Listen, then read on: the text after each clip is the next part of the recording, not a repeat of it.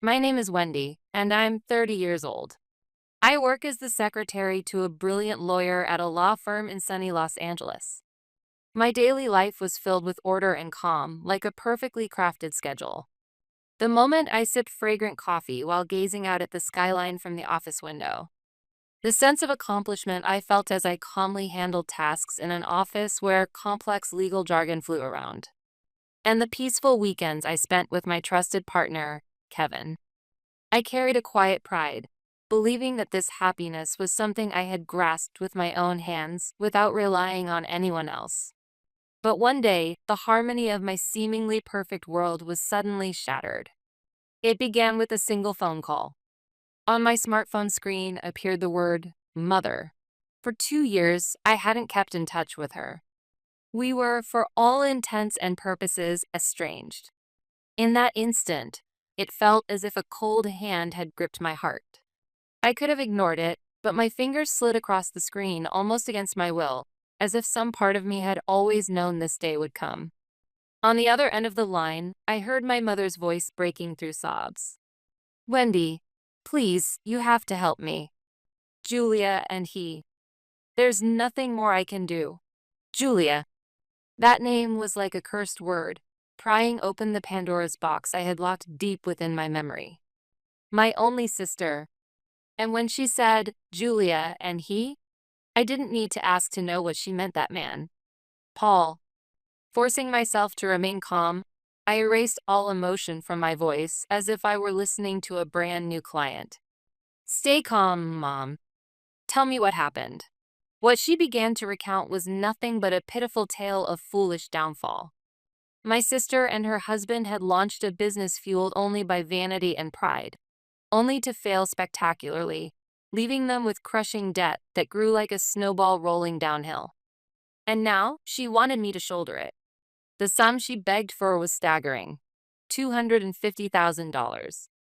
The moment I heard that number, what rose within me was not anger nor shock, but a deep, icy resignation. If you were asked, tearfully, by your own mother, to rescue the very people who had destroyed your life from its foundations, how would you feel? Would you pity them? Or would you scorn them as merely reaping what they had sown? To truly understand the meaning behind this outrageous request, and why I could feel not the slightest shred of sympathy, you must go back with me. Back to the day when it all began. My nightmare of a wedding. It was 2 years ago, a day forever burned into my memory. The day when I plummeted from the peak of happiness to the depths of hell in just a matter of hours. That is where this entire story begins.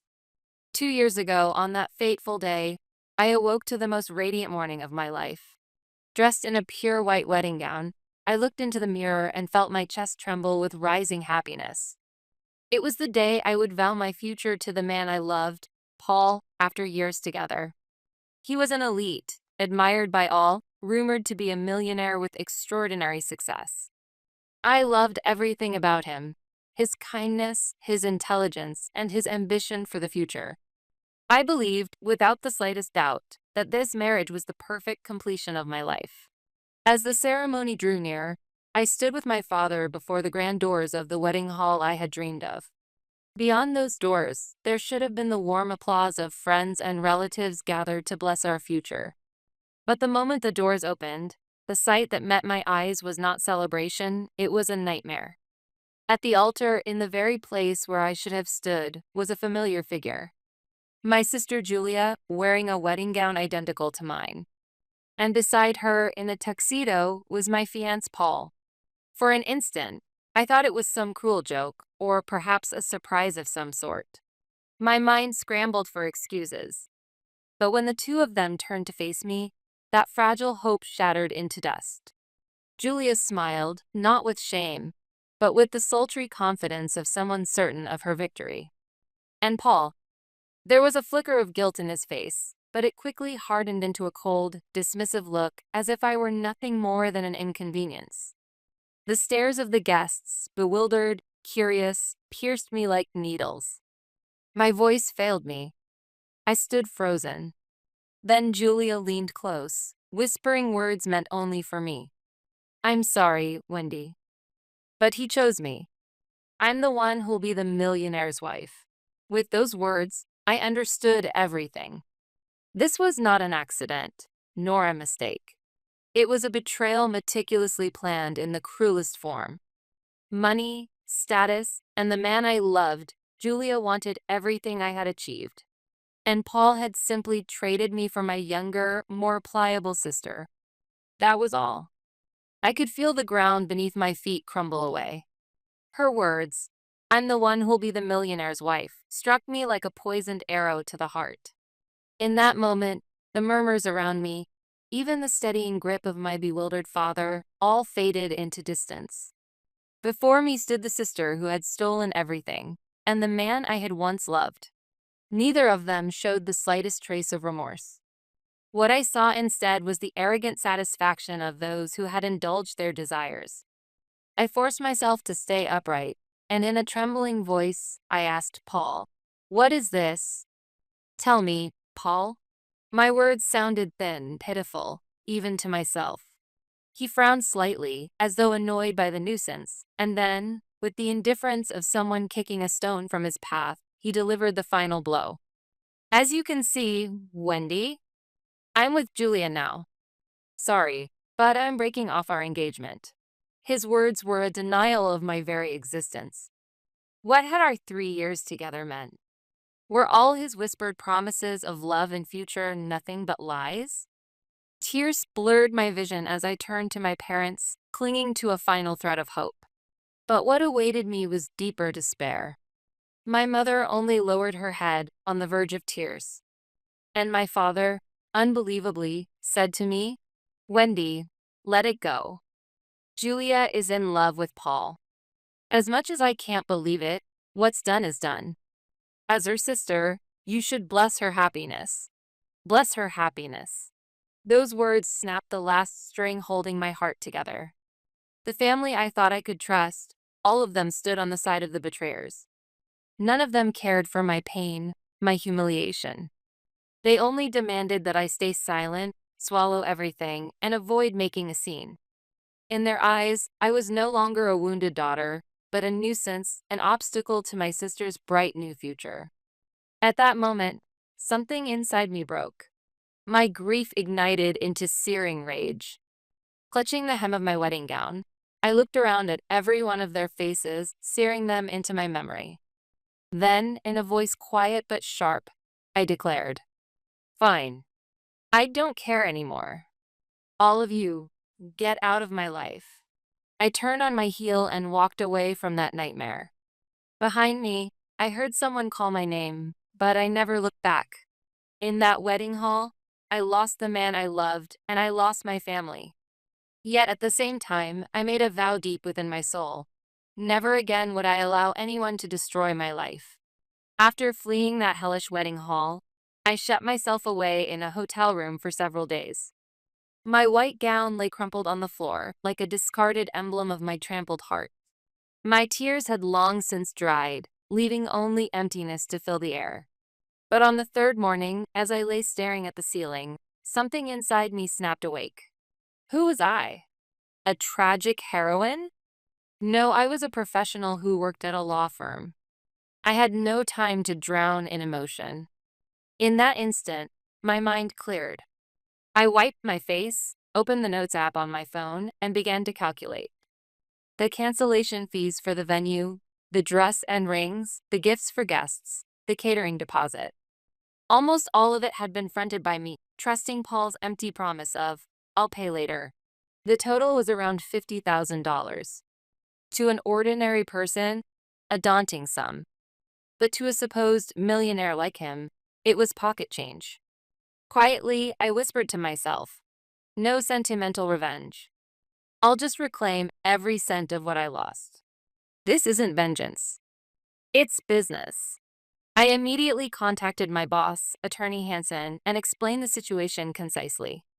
Impressed by my composure, he drafted a formal invoice as my legal representative. When it reached Paul, his pride must have been wounded. He wired the full amount to the designated account almost immediately. When I saw the payment notification, I felt no joy, Only the cold satisfaction of knowing that my ties to him, both legal and financial, were severed completely. He had no idea that this $50,000 would one day tighten around his neck like a noose.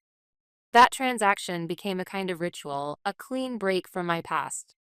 I signed the lease for a new apartment and immersed myself in work. The law firm trained me to judge not with emotion, but with logic and facts. And ironically, those very skills became my greatest weapon for surviving the despair in my private life. I complained to no one. Instead, I poured every ounce of energy into the cases before me. I cut down my sleep, sacrificed weekends, and steadily built a string of hard-won victories. Before long, people at the firm began to call me the Iron Lady. It was never meant as an insult. It was a form of respect, recognition that I could stay calm and deliver sound judgment no matter how difficult the situation. And then, 2 years after that cursed day, light returned to my life. His name was Kevin. He was an architect who first came to our office as a client. Intelligent, gentle, and utterly unlike Paul. After seeing my work, he asked me to dinner, saying he was impressed. At first, I hesitated. But when I met his sincere eyes, I felt myself willing, just a little, to open my heart again. Even when I shared my past, Kevin didn't recoil or pity me. He simply nodded quietly and said, "You're truly strong." He accepted me exactly as I was. Those words began to thaw the ice around my heart. Meeting Kevin brought color back into my life. He was never flashy like Paul, but his sincerity and the way he genuinely respected my work were like a spring flowing into my parched spirit. Slowly, we nurtured love. By the second year, we were already thinking of one another as life partners. With a new relationship and fulfilling work, I believed I had completely overcome the nightmare of my past. Stronger, happier, more complete than before. Julia, Paul, even the family who betrayed me, I rarely thought of them anymore. They had long since vanished from the stage of my life, reduced to less than background characters. At least, until the phone rang. For the first time in 2 years, my mother's name appeared on the screen, her voice breaking with tears. "Julia and her husband are in trouble. Please, we need $250,000. An outrageous plea." After hanging up, I sat frozen on the sofa. What rose first was not anger, but a cold question. Why now? How could they, who had wounded me so deeply, who had stripped me of everything, dare to ask me for help? I couldn't comprehend the audacity. Out of sheer curiosity, no, more like a faint, uneasy instinct, I searched for my sister's social media. And there it was, exactly as I expected. Photos of Julia and Paul surrounded by luxury cars, designer brands, extravagant parties, and overseas trips. Yet those glamorous posts had abruptly stopped about 6 months earlier. The closer I looked at the recent ones, the more her smile seemed strained, desperate. The final post was nothing but an empty champagne glass, gathering almost no likes. That was when the puzzle pieces clicked together. Julia's so-called marriage to a millionaire had been nothing more than a castle built on sand. Paul was never truly wealthy, just a fraud propped up by lies and vanity. The $50,000 stolen from my wedding must have been funneled into his endless cycle of appearances and debts. And now, with the facade stripped away, all that remained was crushing liability. Or in my mother's words, debts so dire they were even being hunted by loan sharks. When the full truth settled in, a dry laugh escaped my lips. How absurd. The sister who once believed she had outwitted me had ended up with nothing but false happiness and very real debt. This wasn't a tragedy. This was poetic justice. Never had the phrase "reap what you sow" fit so perfectly. I glanced at the call log on my phone, staring at my mother's missed call. Help them? I had neither the obligation nor the reason. This was the road they had chosen for themselves. It had nothing to do with me. I ignored every single one of my mother's repeated calls. Hours later, text messages began pouring in like a broken dam. "Wendy, please, I'm begging you to reconsider. Julia is your only sister. How can you abandon your family? Don't become such a cold-hearted person. Not one of those words touched me. Who was it that refused to treat me as family 2 years ago? The shallowness of using the word family only when it was convenient didn't even make me angry anymore. It only left me with a weary kind of contempt. Perhaps frustrated by my silence, my mother's tone shifted from pleading to accusing. I know you're successful. Why won't you give even a little to help? It's your stubbornness that's driving Julia into despair. As if their misfortune were somehow my fault, simply because I refused to rescue them. Calmly, I opened my phone settings and blocked her number. At last, I thought there would be quiet. But that very evening, as Kevin and I sat down to dinner, the apartment intercom rang violently. When I saw the faces on the monitor, I caught my breath. Julia stood there, exhausted and hollow-eyed, while Paul glared with open irritation. Some cousin or relative must have given them my address. Kevin looked at me, worried, but I signaled him with my eyes. It's fine. Without opening the door, I pressed the intercom button and spoke. What do you want? I have nothing to say to either of you. For a moment, Julia flinched at the iciness of my voice, but Paul shoved her forward and barked into the microphone. Wendy, open the door. We need to talk. Your mother told me everything. What kind of ungrateful parasite refuses to help her own family? Ungrateful. I almost laughed aloud. What debt did I supposedly owe them? With perfect calm, I answered, This is my home. I won't be inviting you inside. And as for that word family, how dare you say it with that mouth? Leave now, or I'll call the police. At the mention of the police, they fell silent for a beat. After all, people being hounded by loan sharks have every reason to avoid law enforcement. But then Julia broke into hysterics, crying out like a child throwing a tantrum. You liar. You used to be so kind. Are you really going to just watch us die? You're rich now. How can you be so cruel? Her words were no different from a child throwing a tantrum. 3 years had passed, yet she hadn't grown in the slightest. She never reflected on her mistakes, only blamed others and wallowed in her own misfortune. Rich? I leaned closer to the speaker, my voice dripping with venomous irony. Oh, but wasn't that supposed to be your prize? Isn't your millionaire Paul supposed to fix everything? After all, he was the man you stole from me, the one you claimed was your perfect future. By all means, enjoy it. The two of you deserve each other. My words struck with surgical precision. On the monitor, Julia's face flushed scarlet with rage and humiliation, while Paul's mask of arrogance finally cracked, twisting into hatred. He had been parading himself as a visionary IT startup CEO, boasting of cutting-edge AI and disruptive innovation. But in truth, it was smoke and mirrors. Ever since he siphoned $50,000 from my wedding, he'd been conning investors, funneling most of the money into his own luxurious lifestyle. Now that the facade had collapsed, my words were more than enough to shatter his pride. You bitch! He snarled like a cornered animal, slamming his fist into my front door. The dull thud reverberated through the apartment walls. Kevin immediately stood, shielding me, phone already in his hand to call the police.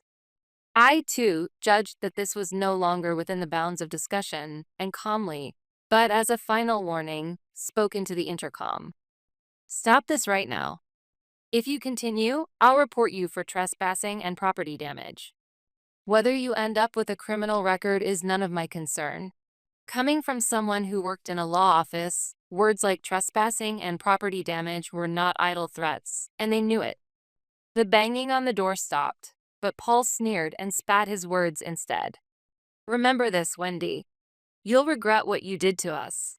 With that, the two of them glared at the monitor, seething, before storming off toward the elevator. When the storm passed, silence settled over the apartment. Kevin laid a protective hand on my shoulder. Are you all right, Wendy? Should we? Yes. Call the police, I said firmly, grateful for his care but unwilling to drop my composure. I want everything on record. Because we don't know what they might do next. That night, we gave a full statement to the police and requested increased patrols around the building. Kevin offered, "If you'd like, you could stay at my place for a while." But I shook my head. "Thank you, Kevin, but I won't run. This is my home. If I give it up under their threats, that would mean they've won." He saw the resolve in my eyes and said nothing more, only held me tightly. From that day forward, I knew my real battle had begun. They would not give up easily. And as I feared, my intuition was right. The worst was yet to come. Since that day, Kevin and I have never let our guard down. We installed additional security cameras and replaced the door lock with something far more secure. For a few days, nothing unusual happened. The quiet felt almost like the calm before a storm. I even allowed myself the faint hope that perhaps they had finally given up. But just as that thought began to take root, the next incident struck, this time at my workplace, the place where I was most exposed. That day, I had just finished a meeting with an important client and was walking through the lobby of the office building. Out of the corner of my eye, I caught sight of two all too familiar figures. Julia and Paul stood up from the sofas as though they had been waiting for me. They no longer looked worn down, but unsettlingly composed. I froze for a moment, but quickly decided that fleeing would only give them power. I tried to walk past, ignoring them. Paul stepped directly into my path. "Wendy, just a moment. This is the final conversation." His eyes glittered like those of a cornered animal. I could feel the stares of bystanders on us, but I remained calm. "This is my workplace. This isn't the place for private matters. And as far as I'm concerned, there's nothing left to discuss." I attempted to move around him, but Julia suddenly grabbed my arm with a force that startled me. "Wait, please. Our lives are on the line. Are you really just going to let us die?" Her shrill voice carried less the tone of desperation than of threat. I tried to shake her off, but her grip was unnaturally tight. Then, from behind me, a voice rang out, calm, but firm with authority. "Is there some business you have with my secretary?" I turned to see Attorney Hansen, my boss, standing with a severe expression. He stepped between Julia and me, his sharp gaze locking onto them. "Wendy is currently at work. Touching her and interfering with her duties is unacceptable. You understand this could be considered an obstruction of business, don't you?" The weight of a professional legal warning left them speechless for a moment. Paul quickly tried to recover, puffing himself up. "This is a family matter. Stay out of it." But Attorney Hansen didn't flinch. "A family matter, you say? And yet this is a public building and my office. If you continue causing a scene, security will be called and you will be handed over to the police for trespassing. Is that understood?" Trespassing. Obstruction of business. Each term landed like a blow. I saw the color drain from their faces as they realized this was not a world where emotion or intimidation held sway. This was the battleground of law. And they finally understood that I was no longer the weak, compliant woman they once thought I was. Attorney Hansen's calm, final warning was enough to halt their rampage. They now knew they had stepped into a realm where their theatrics carried no power. With the cold stares of onlookers upon them and the security guards closing in, Paul clicked his tongue in frustration, grabbed Julia's arm, and dragged her away, retreating like pitiful defeated soldiers. I thanked Attorney Hansen, who had remained collected throughout. "I'm so sorry, sir. I caused trouble for you. Don't apologize, Wendy. You've done nothing wrong." He gave my shoulder a firm pat. "In fact, you handled yourself admirably.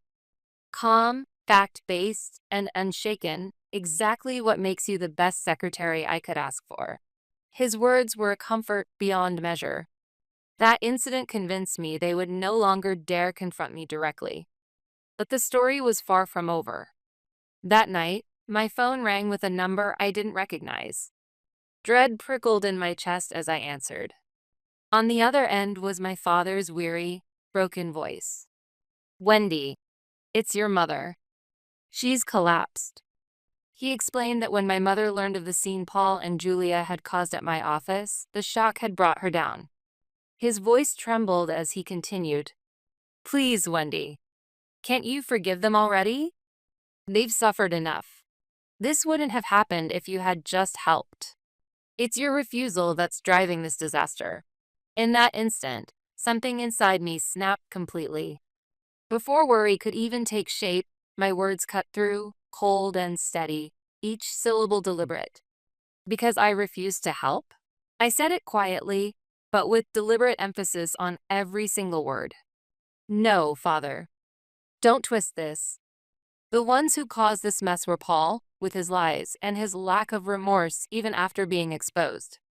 Julia, with her betrayal, blinded by shallow greed.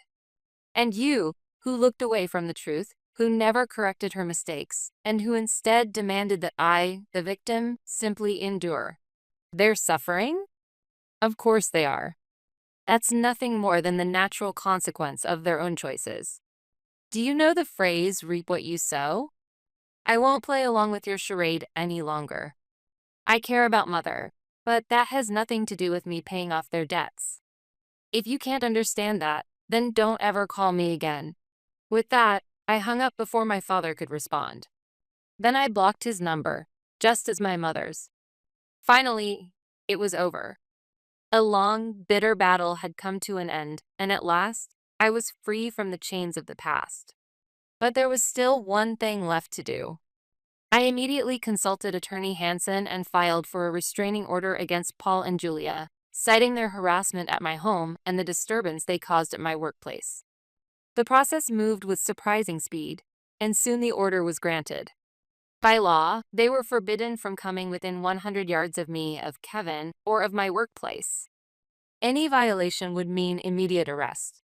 This was not revenge. This was calm, lawful self-defense, the protection of my own future. By building that legal wall, I finally gained certainty that they could never again interfere in my life. The long, painful struggle was truly behind me. 6 months passed since that call. At that time, I heard nothing more from Julia, Paul, or my parents. From whispers on the wind, I learned that Paul had eventually been sued for fraud by several investors. He and Julia disappeared from the city soon after. Where they are now, what they're doing, I neither know nor care. My mother, thankfully, survived her collapse, but the rift between us will never heal. My parents never once acknowledged their own failures. Recently, Kevin proposed to me on a hilltop overlooking a radiant sunset. The ring he offered was not a large diamond like the one Paul once gave me, but its sincerity and gentle glow filled my heart with warmth far beyond what money could buy. With tears in my eyes, I nodded. These were not the tears of despair I shed 2 years ago, but tears of gratitude and joy. And if you, reading this, are hurting from betrayal or struggling with despair in your own relationships, I want you to remember something. Your worth is not determined by the people who wounded you. It may take time. But if you keep moving forward, keep growing stronger, life will change. And one day, those who acted with cruelty will meet the consequences of their own choices. Just as the phrase says, they will reap what they sow. My battle is over. From here on, I will build a life of peace and genuine happiness with Kevin by my side. And if my story can cast even a small light for someone still suffering, then nothing would make me happier.